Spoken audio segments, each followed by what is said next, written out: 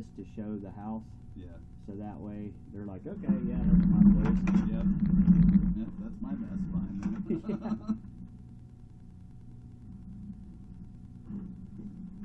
And then we'll zero it. That way we get actual correct footage here. Distance.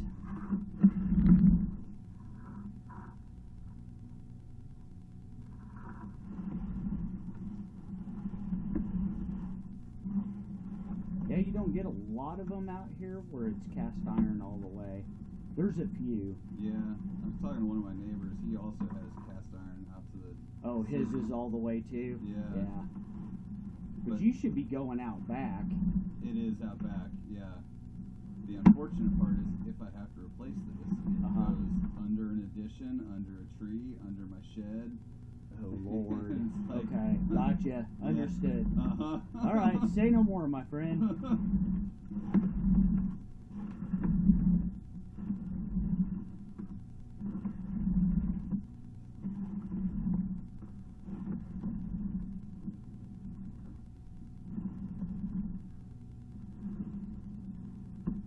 What brand, not trying to get all personal with your toilet paper, what brand are you guys using?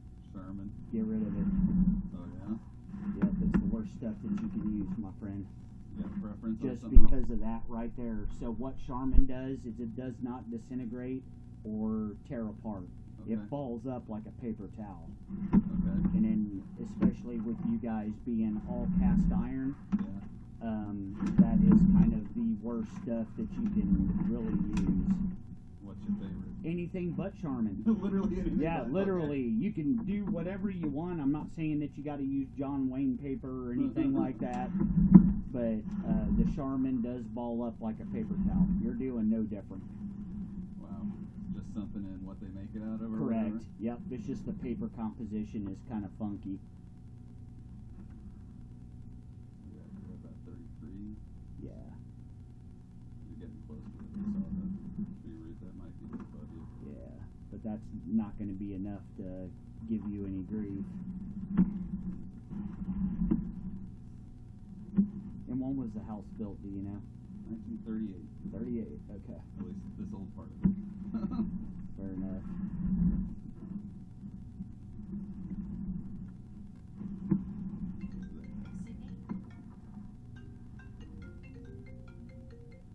Yeah, Sid.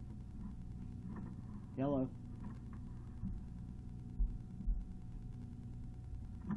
Yeah, you've got some rich growing in right there too, but Yeah, I think that's the one.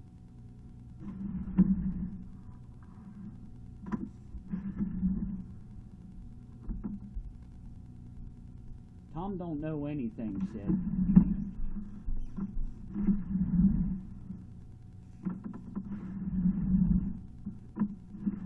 Sir, who was it that cleaned it, if you don't mind me asking? Roto-Rooter? Okay.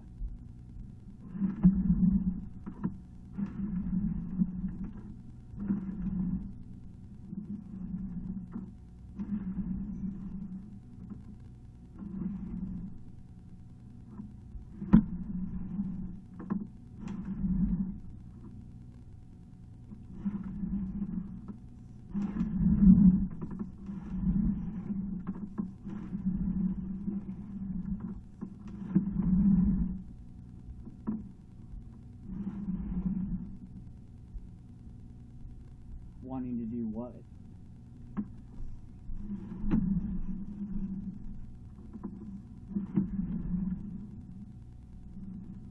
Okay.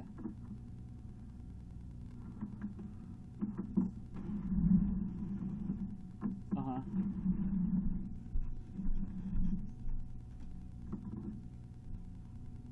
And he's just wanting to replace the toilet, Sid?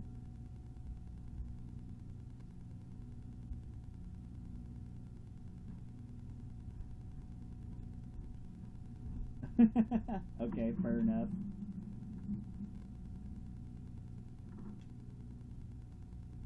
Okay, that would be something we'd probably want to go out and look at, Sid. I'm pretty sure if they're back to back and the other toilet's not giving them any problems, I doubt it's going to be in the main line. But some of those sewers out there, at that shopping center, those toilets will run independent and then Y together. So what I'm getting at is they're not necessarily on a cross. So it could be something with the main line, but I would need to be there to physically look at it, hun, and probably TV it. Oh God. Yeah, we've had Chad and your dad actually broke that up at late at night or something. Yes, ma'am.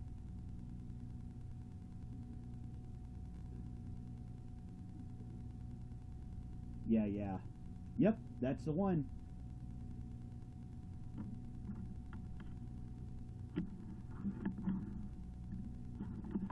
Yeah, yep, I'm pretty aware of that history of that place. Okay.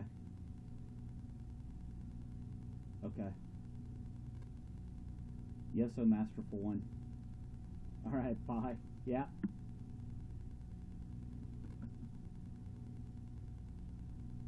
Yes.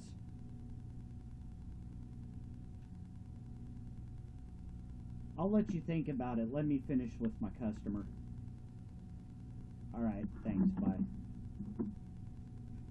Okay, so it's 61 and change to the main. That sounds about right. Johnson County wastewater looks like they have in situ formed it, meaning they put the sock liner down it, is what it looks like. So in the city main? Yes, sir. Uh-huh. So here's the deal. Your cast doesn't look horrible. That's the main. Yeah, but those are roots? No. That's just the way kind of part of that liner sits. Oh, okay. So with a liner, if there's like any imperfections, it's like a fiberglass resin sock that they roll out and they cure it with steam, at least on the industrial side. But if there was any roots in there, it'll leave the impressions of the roots because it's just the way it is. Yeah. But anyway, so when it looks like they cut the opening, you can kind of see how the saw missed on the tap a little bit, which isn't a huge deal.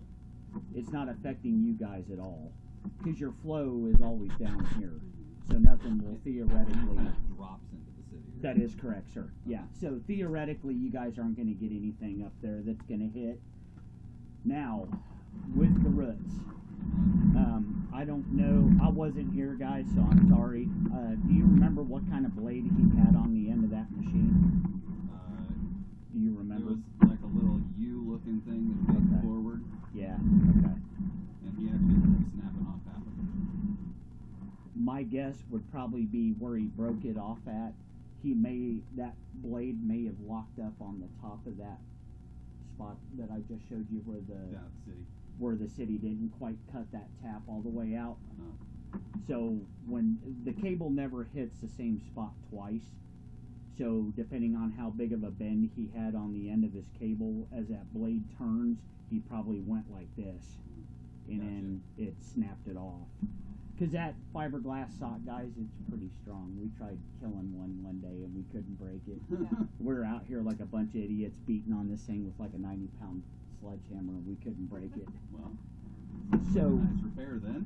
considering the age of the line with the age of the home, because this is all original, it doesn't look that bad, guys. Now, do understand though, so you're getting two spots that's getting root intrusion. We'll back up to the first one. Somewhere in there. Yeah, so you're getting one little spot right here, so that might actually be three. Because then you had one, yeah, right there, that's getting in there. So if the roots are starting to get into the cast, that's usually not a good sign, meaning your cast is thinning out, so your wall thickness isn't what it used to be. Yep. So the pressure of the roots now are able to gain into through the joint. So this one is going to be, that one looks like it may be at a hub. So depending on the plumber that put it in, they either sealed it with an SV gasket or they did lead and oakum. But nevertheless, principle's always the same. The steel's obviously thinning out. I don't see any massive cracks, no big holes, anything like that. Obviously, the cast iron's getting rougher in nature, so it's not near as smooth as it was. I know some builders thought or had the impression that if they put cast iron in all the way, it'll last longer, yada, yada, yada. Well, come on, guys. Water and steel don't mix. They don't play well together. Your sewers are always humid, regardless of what season we're in. It doesn't matter. So it's always going to stay in a wet, damp, moist environment all the time, even whether you guys are running water or not. Yep. So, thus the end result. Now, as far as options go, with you guys having the addition and everything, sir, that you said that's kind of in its line of sight. Yep. You basically have two methods that you can do. The first one, and we do neither of them, but there's a lot of the companies out there that do. My recommendation is, I've got one guy that I do recommend because he's got this down pat. His failure rate is like 1% of what I'm about to tell you. So you've got two ways to go about this. If you have any structure that is sitting on top or over the city main, then the first option I'm about to tell you is probably going to be a no-go. So the first one would be pipe bursting. With that method, they need 2 points of entry. They need one where they start and they need one where they end to be able to tie back onto. Okay?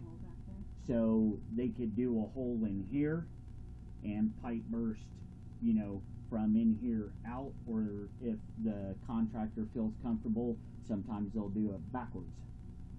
And what that burst head does is they run a cable from point A to point B once they've made their 2 points of entry. The holes are about a 4 foot by 4 foot square, just to give you a relative idea. And then whatever depth of your sewer is. Some of them out here are anywhere between 8 and 12 feet deep. So once they get that cable through there, there's what's called a burst head. And what happens is it breaks out your old cast iron as it's pulling a new HDPE pipe through there. That is a fused joint, meaning it's welded together.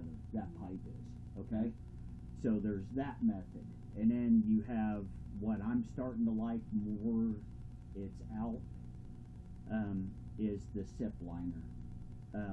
Basically, you need 1 point of entry. You don't need two. So most likely they would come in here, guys, and then break up the floor and get method of entry in here.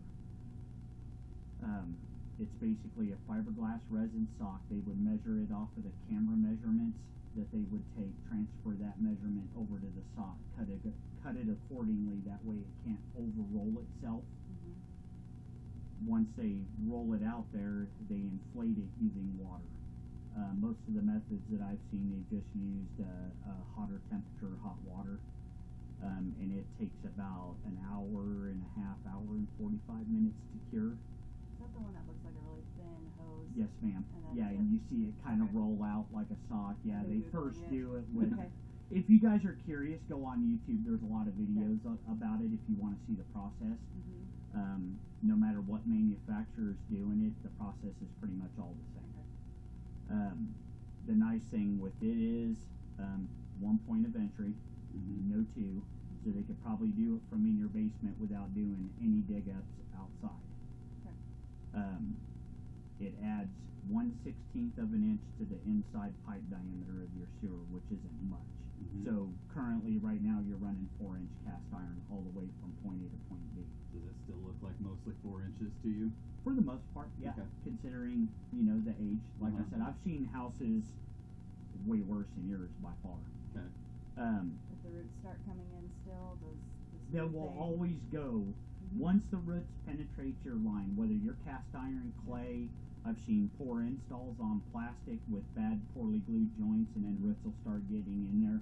Once the roots make entry, guys, there's no getting rid of them. There used to be one method about 10 or 20, about 15 years ago, the EPA put a halt to it. It was basically a spray foam we admit into your line, and it would literally, you couldn't even tell roots were growing in there, and it would save you guys probably about 5 or 6 years of root growth before it starts doing it again. Okay.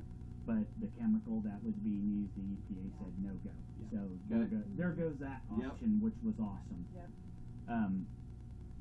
So it'll only add a 1/16 of an inch. You guys don't have any big bellies. You're not flat. You've got pretty good fall to it. Mhm. So to me, you'd be an awesome candidate. So they would jet the line prior to lining it. They would try to clean up that cast the best that they physically can. Okay. Once that process is done, then they would come in with the liner. So usually a jetting crew would come in first, jet your line, and then the liner crew would come in second. Once that's done, you're golden. Yeah. Okay? How long? Like, Nothing lasts forever, but like. I know up in Claycomo, when in citriform, they're out of St. Louis. The residential SIP liners haven't been on the market like a super long time. Okay.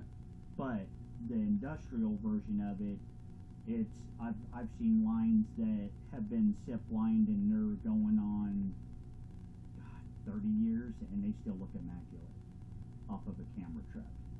Okay. So once they made the same process available for residential customers, which is awesome, especially if you're going underneath a street or something, it works even better. Does it protect against tree roots coming Yes, in? once that Okay. SIP liner is installed, guys, I don't care how big of a tree you have, it's not getting in. How's it different from the one that they paint on? That's the second process that I was going to tell you. Okay. There's another version of that same liner that is a sprayer. Okay. It basically runs in there like a camera, and then it has a tri-sprayer. So it has 3 arms that are constantly spinning. As it's doing it, it's throwing the same kind of material, more even. Okay. That's also a good option for you. You guys don't do any We don't know. The reason, here's the being, we looked into it a few years back, and that truck is $100 grand. I would have to have a 2-man crew dedicated non-stop to even make it worth my while. I'm not even talking about profit-wise, just to pay the damn truck off. Yeah. So, but we don't. So the one guy that I recommend, and we do all of Curry Real Estate's properties, and they just did a big one for me at Kendallwood Apartments up north, and they did 96 foot of this stuff. Because I already broke up across one whole apartment by myself and hand dug it, and I'm like, dude, we still got 96 more feet to go. Yeah. After we TV'd it, we're like, yeah, I'm not doing that. I mean, I will if you want to pay for it, but Yeah.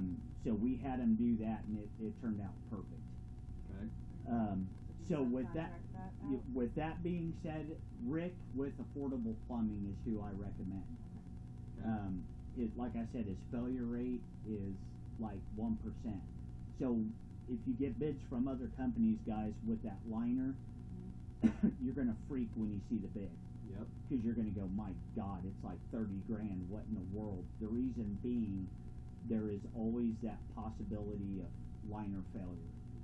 So what they do is they bid it as if they were going to dig it with a backhoe, just in the event that the liner fails.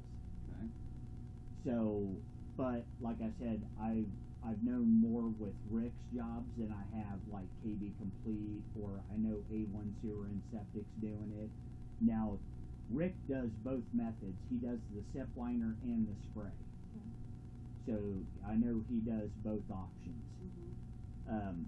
Now, the downside is depending on how long you guys wait to do this, if your line were to completely fall in or collapse, whatever the case may be, you are done on both processes. Yep. Whether it be pipe bursting and or SIP lining, you're done.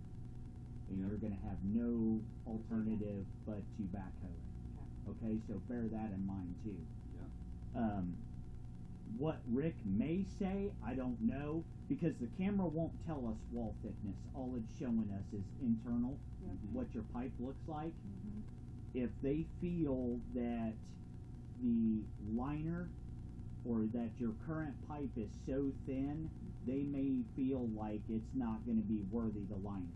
Yeah. Meaning, when that sock expands, if you don't have enough pressure for the outside to contain that sock, it'll just blow apart. It'll just get out of control. Okay. So there's that possibility. Don't let that fall on your head. There's that possibility, but then the sprayer may come into play. He may feel that the sprayer may work in your benefit. Okay. So you don't know until you call and have him come out and talk with you guys. Right. Rule of thumb, this is where people don't like what I say. The price that I've been hearing, and like I said, this is what I hear, anywhere between $200 and $500 a foot. And we were at, what, 60 feet or something? You were in the at city? like 67.9 feet. So you were 67 feet 9 inches, I believe, is what your total line length was. And I zeroed that camera once I was sitting perfectly horizontal into the sewer. So it gets stupid expensive. 33 at the high end of that range. Yeah, it and did. 16.5 It could have low. gone down a little bit, guys. So, but nevertheless, pipe bursting, I heard, is about the same as far as the price per foot. But once again, like I said, it requires 2 points of entry versus this only one. Yeah. Can pipe bursting actually, if they are thin, just Oh, it'll just blow that pipe apart because Yeah. it doesn't care, because it's just pulling. It's on purposely blowing your old line apart I'm with you. as it's pulling the new line Yeah. through. The only down draw to pipe bursting is I have a customer that just spent 40 grand up in Mission Hills. I had to break bad news to. So they had a massive dip, or what we call a belly in the sewer. They had 3 of them. Well, guess what happens? That pipe burst head follows the exact same path as what your old line did. So they just spent 40 G's to put 3 bellies back into their sewer. So, But I think the real question with pipe bursting is that, do we think that the structure of that pipe is strong enough that it... the pipe bursting doesn't care because it's breaking it on purpose. No, I get that, but like, there's no strength of this pipe that could keep it from bursting, I guess is my question. No, it can burst brand new cast iron. Okay. It's all hydraulic pressure. It doesn't care. Okay. Good. All it knows is that job of that burst head, guys, is to blow your old line apart Yep. as it's pulling. Okay. Does that make sense? Yeah, no, I'm following you. Just So didn't know if there was any it doesn't care if your pipe's already thinned out or if you're thinned out in some spots, you're thicker in other spots. It don't care. But the liner is more problematic because there's no way to tell your wall thickness. So if that contractor, if he or she feels that, hey, man, if you're getting roots in the line, that tells us that your pipe wall thickness is relatively thin. Therefore, we don't think structurally your pipe will take the liner. But it may take the spray. Yeah. So if we didn't have those structures, we just trench it, right? Right. Yeah. So we're talking You could fence just and manually dig everything. it up if you Yeah. didn't have the structures. But if you're going into like a street or across the street Mm-hmm. where you gotta like buy the bond from the city, you gotta pay for traffic detours, yada yada yada, it gets stupid expensive too. So the newer technology now, it does have some benefits. The only down draw to it is the cost. It's kind of ridiculous, especially after you see it done, and then you're like, man, that was kind of quick. Yeah, for sure. But it's not horrible. There's no way for me to tell you guys, like this root that's like right in here, that can be removed. That's why I was curious of what blade he had on there. So that can be removed, or it can be jetted and removed. There's also another method of pipe cleaning. It's called a chain knocker, aka the descaler. The only problem that I have if you were to choose something like that is you can actually cause more damage to the older pipe than you did if you just left it alone. So all in all, guys, your line's not horrible. I think probably what got you was this root ball that's up here was a lot bigger than what you're seeing. So once the root ball entered in there, it acts like a web. So every time toilet paper food from the garbage disposal, anything like that's being done, it's just acting like a net. And then eventually it just corks the pipe off, and then you guys get to experience what you get. Yeah. So that it will always grow back.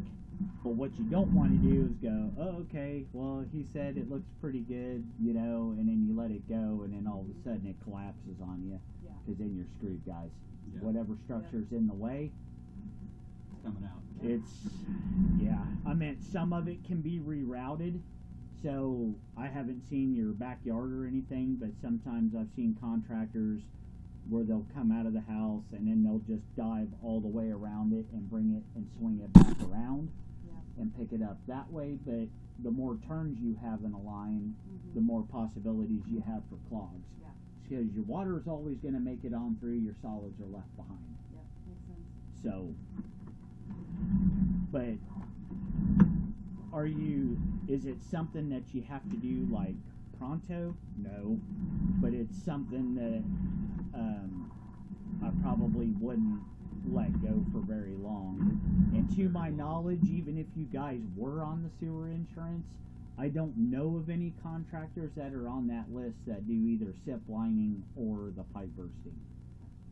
Most of those guys that I know of, they just all do the backhoe work.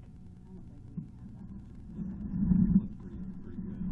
So, in your mind, what's But get rid of the Charmin, because this is what it does. Even little pebbles, it just falls up like a paper towel. You know, don't squeeze the Charmin anymore. See, look at what it does. You know, it just leaves that remnants all over the place. Also, the more water for you guys, the better off you're going to be. So if you have low consumption stools anywhere in your house, if it was me, I would just hold down on that tank lever and dump all that water out of that tank. Okay. Because with you guys being all on cast iron, the more water that you guys can get down here, the better off you're going to be. Because eventually, if you stay using the Charmin, you see what it's just doing a little bit.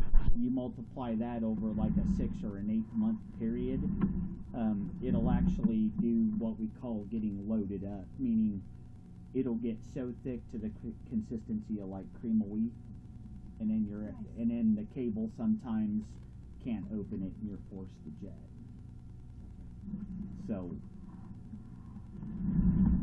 if this were your house, what would you do and how quickly would you do it? see, look, there's another one. That's what it does. That's what your Charmin does. A big chunk. Yeah, it just sits in there. So when you guys do laundry too, that'll help you. You know, so like I said, the more water you can get through the system, the better off you guys are going to be. Yeah. Yeah, oh, you can do that too if you do Just have a put it big down through soaker here. tub in the bathroom, in the master or whatever. We have a hot tub outside, and when Oh. we change our water out every quarter, Yeah, we get down through here. yep, then that'd be a good way to do it. Okay. Yeah, for sure. We just did that. That's how this But I happened. don't see any major splits. Usually with the cast iron, I'll see the bottom starting to go away, and then I'll start seeing lines at 9 o'clock and 3 o'clock to tell me that the line's starting to split and open up. And I'm not seeing a lot of that at all, guys. I mean, I've seen lines a lot worse than this by far. Yeah, this is definitely original to the house, because no plumber in his right mind now would even 10 or 15 years ago, nobody in their right mind would have. So you've got like one little spot. See that little line right there, guys? That's indicative of a line wanting to start to crack. So if you guys are going to do something, I would say, God, if I were to give you a time frame, I would say within the next 3 to 5 years. Oh, here. You know, I probably wouldn't prolong it any longer than that. And you're going to want to do a maintenance on this line, guys, once a year, regardless whether you're backed up or not. Get it ran. Okay. You know, and to be honest with you, I would probably prefer that you guys have it jetted. The reason being is we already know that your line's starting to thin out, so the mechanical cable machine it'll start really. It really likes to bounce around in that line versus the jetter. It's smooth, and we're just cleaning it with water. Does that make sense? Yep, I'm following you. So if the pipe's already thin and you're beating it to death with a normal cable machine, which isn't the operator's fault and it's not the machine's fault, it's just your pipe's getting thin. Yep. So there's no sense in taking a chance on, doing any more harm than good. Just to keep it going. Oh yeah, yeah. But other than that, and you look good at the beginning, like always. Most of the lines with the cast iron will look pretty darn good. It's when you get out there further because your water velocity slows down. So no Drano, no liquid plumber, anything that's caustic, that's acid as far as a drain cleaner. Do not put that stuff down here. It will just eat this pipe up. So you're wanting to try to keep it as long as you can, until you guys come up with a game plan. If it was me, I would do the SIP liner. If Rick thinks that you're a suitable candidate for the sock, that would probably be my most preferred method. I know he does do the spray if he doesn't feel that you're a good candidate for it, but see, like right in here, guys, there's another line right in there. Nothing crazy. It's not like it's gappedism or opened up real bad. Right down there. Yeah, that's like right underneath your footer of the foundation wall. So, what's that? The way I understand it, they're about the same. If it is less expensive, it's not. I don't think it's by